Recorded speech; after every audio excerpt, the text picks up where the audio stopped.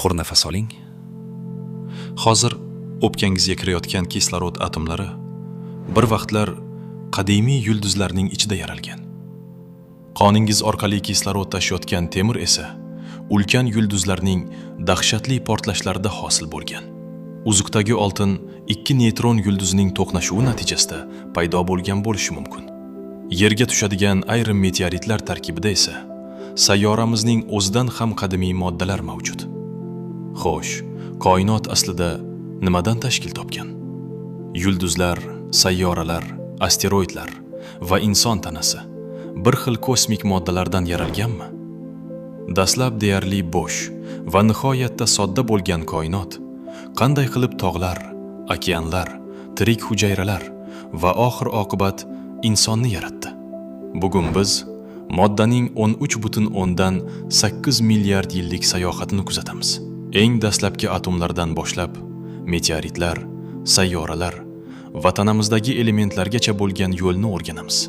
Chunki kosmik moddaning tarixi bu bizning qayerdan kelganimiz haqidagi tarixdir.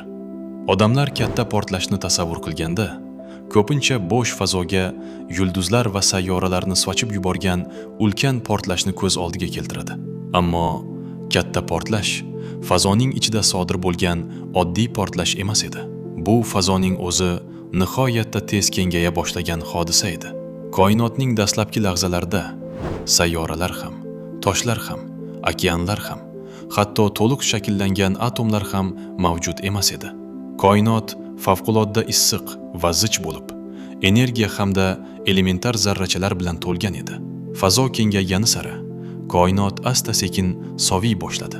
Dastlabki bir necha daqiqa ichida birinchi atom yadrolari shakllandi. Ularning katta qismi vodorod va geliydan iborat edi. Juda oz miqdorda litiy ham paydo bo'lgan. Ammo hayot uchun zarur bo'lgan uglerod hali yo'q edi. Suvni hosil qiluvchi kislorod mavjud emasdi. Toshlarni tashkil qiladigan kremniy ham, sayyoralar va inson qoni uchun muhim bo'lgan temir ham hali yaratilmagan edi. Yosh koinotda eng sodda tarkibiy qismlar mavjud edi. Ammo bugungi murakkab dunyoni tashkil qiladigan moddalarning deyarli hech biri hali paydo bo'lmagandi. Qolgan barcha elementlar keyinchalik yaratilishi kerak edi. Katta portlashdan keyingi taxminan 380 ming yil davomida koinot elektronlarning atom yadrolariga birikishi uchun haddan tashqari issiq edi. Yorug'lik zaryadlangan zarrachalarga doimiy ravishda urilib, uzoqqa harakatlana olmasdi. Koinot ulkan va yorqin tumanga o'xshardi. Vaqt o'tishi bilan harorat taxminan 3000 kelvingacha pasaydi. Shunda elektronlar atom yadrolari bilan birikib, barqaror atomlarni hosil qildi. Nihoyat, yorug'lik fazoda erkin harakatlana boshladi. O'sha qadimiy yorug'lik hozir ham bizni o'rab turibdi. Olimlar uni kosmik mikroto'lqinli fon nurlanishi deb atashadi. Bu oddiy fotosurat emas, ammo u biz kuzata oladigan eng qadimiy yorug'lik bo'lib, koinotning endigina 380 ming yoshda bo'lgan davrini ko'rsatadi. Ushbu xira nurlanishdagi juda kichik farqlar keyinchalik galaktikalar shakllangan hududlarning dastlabki izlarini saqlab qolgan. Yosh koinot yorug'lik uchun shaffof holga kelgach, tortishish kuchi moddalarni asta-sekin ulkan tuzilmalarga birlashtira boshladi. Hozir ham yulduzlar orasidagi fazo butunlay bo'sh emas. U yerda siyrak, vodorod va geliy gazlari, turli molekulalar hamda mikroskopik chang zarralari mavjud. Olimlar bu moddalarni yulduzlararo muhit deb atashadi. Ayrim gaz va chang bulutlari yuzlab yorug'lik yiliga cho'ziladi. Ularning eng zich qismlari nihoyatda sovuq va qorong'i bo'lishi mumkin. Ammo bunday bulutlarni jonsiz deb bo'lmaydi. Ularning ichida kelajakdagi yulduzlar, sayyoralar, asteroidlar, kometalar va meteoritlarning xomashyosi yashiringan. Tortishish kuchi bulutning ayrim qismlarini asta-sekin ichkariga tortadi. Modda zichlashadi, bosim va harorat oshadi. Bulut markazida esa yangi yulduz shakllana boshlaydi. Tashqaridan qorong'i va bo'sh ko'ringan joy kelajakda butun bir sayyoralar tizimini yaratadigan ulkan fabrikaga aylanishi mumkin. Yerdan taxminan 1350 yorug'lik yili uzoqlikda joylashgan Orion tumanligi bizga eng yaqin yirik yulduz beshiklaridan biridir. Orion kabi ulkan bulutlar ichida siqilayotgan gaz avval protoyulduz deb ataladigan issiq va zich jismni hosil qiladi. Uning markaziga tobora ko'proq modda tushgani sari yadro yanada qizib boradi. Harorat millionlab darajaga yetganda vodorod yadrolari bir-biriga qo'shila boshlaydi. Bu jarayon yadro sintezi deb ataladi. Quyoshga o'xshagan yulduzlarda 4 ta vodorod yadrosi oxir-oqibat bitta geliy yadrosiga aylanadi. Bu jarayonda moddaning juda kichik bir qismi energiyaga aylanadi. Bu hodisani Einsteinning mashhur formulasi tushuntirib beradi. E teng m ko'paytirilgan c kvadrat. Hosil bo'lgan energiya yulduzni tashqariga kengaytirishga intiladi. Tortishish kuchi esa barcha moddani markazga tortadi. Ushbu ikki kuch muvozanatga kelganida barqaror yulduz tug'iladi. Quyoshimiz taxminan 4,6 milliard yildan beri aynan shu usulda energiya ishlab chiqarmoqda. Hisob-kitoblarga ko'ra, u yana qariyb 5 milliard yil davomida porlaydi. Ammo yulduzlar faqat yorug'lik va issiqlik ishlab chiqarmaydi. Ular yangi kimyoviy elementlarni ham yaratadi. Yulduzlarning nihoyatda issiq yadrolarida yadro sintezi tobora og'irroq elementlarni hosil qiladi. Vodorod geliyga aylanadi. Geliydan uglerod va kislorod paydo bo'lishi mumkin. Juda katta yulduzlarda bu jarayon davom etib, neon, magniy, kremniy, oltin ugurt va kalsiy kabi elementlar yaratiladi. Katta yulduz umrining oxiriga yaqinlashganida, uning markazida temir guruhiga mansub elementlar to'plana boshlaydi. Shunda jiddiy muammo yuzaga keladi. Temirgacha bo'lgan yengil elementlarning qo'shilishi energiya ajratadi. Ammo temirni undan ham og'irroq elementlarga aylantirish yulduzni ushlab turadigan energiyani ishlab chiqarmaydi. Natijada tortishish kuchi ustun kela boshlaydi. Millionlab yillar davomida yulduzni porlatib turgan jarayon o'z chegarasiga yetadi. Yulduzning o'limi esa uning ichida yaralgan moddalarni butun galaktika bo'ylab tarqatadi. Katta yulduzlar ichkariga tortuvchi gravitatsiya va tashqariga itaruvchi bosim o'rtasidagi muvozanat hisobiga yashaydi. Yulduz yadrosidagi yoqilg'i tugab, tashqi qatlamlarni ushlab turish imkoniyati yo'qolganda, yadro bir soniyadan ham qisqa vaqt ichida qulab tushishi mumkin. Shundan so'ng, yulduzning tashqi qatlamlari favqulodda kuchli portlash bilan fazoga otiladi. Bu hodisa supernova deb ataladi. Qisqa vaqt davomida bitta portlayotgan yulduz yuzlab milliard yulduzdan iborat butun bir galaktika kabi yorqin ko'rinishi mumkin. Portlash yulduz ichida hosil bo'lgan moddalarni ulkan tezlikda fazoga sochib yuboradi. Supernovalar toshli sayyoralar va hayot uchun zarur bo'lgan ko'plab elementlarning yaratilishi hamda tarqalishida muhim rol o'ynaydi. Ular yulduzlar aro bulutlarni kislorod, kremniy, kalsiy, temir va boshqa elementlar bilan boyitadi. Keyinchalik bu bulutlar yana siqilib, yangi yulduzlar va sayyoralarni yaratishi mumkin. Shuning uchun supernova faqat yulduz hayotining yakuni emas, u yangi dunyolarning boshlanishi hamdir. Bir yulduzning o'limidan tarqalgan atomlar kelajakda boshqa sayyora, okean yoki tirik organizmning bir qismiga aylanishi mumkin. Eng og'ir elementlarning ayrimlari oddiy yulduz ichidagi yadro sintezidan ham keskinroq sharoitlarda paydo bo'ladi. Bunday elementlarning muhim manbalaridan biri neytron yulduzlarning to'qnashuvidir.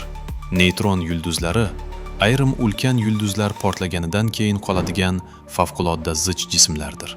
Bitta neytron yulduzida Quyoshnikidan ham ko'proq massa bo'lishi mumkin. Ammo bu ulkan massa diametri bor yo'g'i bir necha 10 kilometr bo'lgan shar ichiga siqilgan. Ikki neytron yulduzi bir-birining atrofida aylanganda, ular asta-sekin energiya yo'qotib, tobora yaqinlashadi. Oxir-oqibat ular to'qnashadi. To'qnashuv paytida neytronlarga nihoyatda boy modda fazoga otiladi. Bunday sharoitda atom yadrolari juda tez neytronlarni yutib, oltin, platina, uran kabi og'ir elementlarni hosil qiladi. 2017-yilda olimlar GW170817 deb nomlangan ikki neytron yulduzi to'qnashuvidan tarqalgan gravitatsion to'lqinlarni aniqladi. Oradan ko'p o'tmay, Teleskoplar ushbu hodisadan chiqqan yorug'likni ham kuzatdi. Bu portlash kilonova deb ataladi. Mazkur kuzatuv neytron yulduzlari to'qnashuvi koinotdagi eng og'ir elementlarning muhim manbalaridan biri ekanini tasdiqlovchi kuchli dalil bo'ldi. Ammo bu elementlar faqat shu yo'l bilan paydo bo'ladi deb aniq aytish hali qiyin. Yerda ko'rayotgan bir parcha oltin milliardlab yil avval sodir bo'lgan eng dahshatli kosmik to'qnashuvlardan birida yaralgan bo'lishi mumkin. Yulduzlarning ko'plab avlodlari tug'ilib, yashab va halok bo'lganidan keyin galaktikada vodorod va geliydan tashqari ko'plab yangi elementlar paydo bo'ldi. Endi gaz va chang bulutlari tarkibida uglerod, kislorod, kremniy, temir va boshqa ko'plab moddalar mavjud edi. Taxminan 4,6 milliard yil avval ana shunday bulutlardan biri siqilib, Quyoshni hosil qildi. Yosh Quyosh atrofida qolgan moddalar aylanuvchi yassi disk shakliga keldi. Bu protoplanetar disk deb ataladi. Disk ichidagi mikroskopik chang zarralari bir-biri bilan to'qnasha boshladi. Ularning ayrimlari elektr kuchlari hisobiga bir-biriga yopishdi. Chang donalari mayda toshchalarga aylandi. Mayda toshchalar yirikroq jismlarni hosil qildi. Keyinchalik ular planetesimallar deb ataladigan ulkan jismlarga aylandi. Ularning o'lchami va massasi oshgani sari tortishish kuchining ta'siri ham kuchaydi. Jismlar bir-biri bilan to'qnashdi. Ayrimlari parchalanib ketdi. Boshqalari qo'shilib, yanada kattalashdi. Millionlab yillar davom etgan ushbu tartibsiz jarayon natijasida sayyoralar shakllandi. Har bir toshli sayyora dastlab stol ustidan artib tashlash mumkin bo'lgan oddiy chang zarralaridan boshlangan. Quyosh tizimidagi barcha moddalar sayyoralarning tarkibiga kirib ketmagan. Ularning bir qismi qadimiy qoldiq jismlar, asteroidlar holida saqlanib qolgan. Ma'lum asteroidlarning katta qismi Mars va Yupiter oralig'idagi asteroidlar kamarida aylanadi. Ammo ular Quyosh tizimining boshqa hududlarida ham uchraydi. Ayrim asteroidlar asosan silikatli tog' jinslaridan iborat. Boshqalari uglerodga boy. Yana ayrimlarida katta miqdorda temir, nikel va boshqa metallar mavjud. Ko'plab asteroidlar sayyoralarga qaraganda kamroq o'zgargani uchun ular Quyosh tizimining dastlabki davri haqidagi ma'lumotlarni saqlab qolgan. Olimlarni ayniqsa qiziqtirgan jismlardan biri 16 Psixeya asteroididir. Uning tarkibida katta miqdorda metal mavjudligi taxmin qilinadi. Ehtimol u dastlabki sayyorasimon jismlarning metalga boy ichki qismlariga o'xshash moddalarni saqlab qolgandir. Ammo uning asl kelib chiqishi hali to'liq aniqlanmagan. Asteroidlarni o'rganish sayyoralar qurilganidan keyin ortib qolgan qadimiy g'ishtlarni tekshirishga o'xshaydi. Ular olimlarga Yer va boshqa sayyoralar dastlab qanday moddalardan yaralganini tushunishga yordam beradi. Quyoshdan uzoq hududlarda harorat juda past bo'lgani sababli suv va boshqa moddalar muz holida saqlanib qolgan. Shu tariqa biz kometalar deb ataydigan muzli jismlar shakllangan. Kometalar muzlagan suv, karbonat angidrid, uglerod monoksidi, chang, tosh va organik birikmalarning aralashmasidan iborat. Ularning ko'pchiligi umrining asosiy qismini Neptun ortidagi Kuiper kamarida yoki undan ham uzoqdagi Oort bulutida o'tkazadi. Kometa Quyoshga yaqinlashganda uning muzlari suyuqlikka aylanmasdan to'g'ridan-to'g'ri gazga aylana boshlaydi. Ajralib chiqayotgan gaz kometa yuzasidagi changni ham o'zi bilan olib ketadi. Natijada kometa yadrosi atrofida koma deb ataladigan yorqin bulut paydo bo'ladi. Kometa ikkita asosiy dum hosil qilishi mumkin. Chang dumi odatda biroz egilgan bo'ladi. Ion dumi esa Quyosh shamoli ta'sirida deyarli to'g'ridan-to'g'ri Quyoshga qarama-qarshi tomonga yo'naladi. Ammo bu ikki dum har doim ham bir xil darajada ko'rinavermaydi. Rosetta kosmik apparati 67P kometasini yaqin masofadan o'rgandi. 2014-yilda esa Philae nomli kichik qurilmani uning yuzasiga tushirdi. Kometalar Quyosh tizimining dastlabki davridan qolgan muzlagan moddalarni saqlaydi. Ular yosh, Yerga ma'lum miqdorda suv va organik birikmalar olib kelgan bo'lishi mumkin.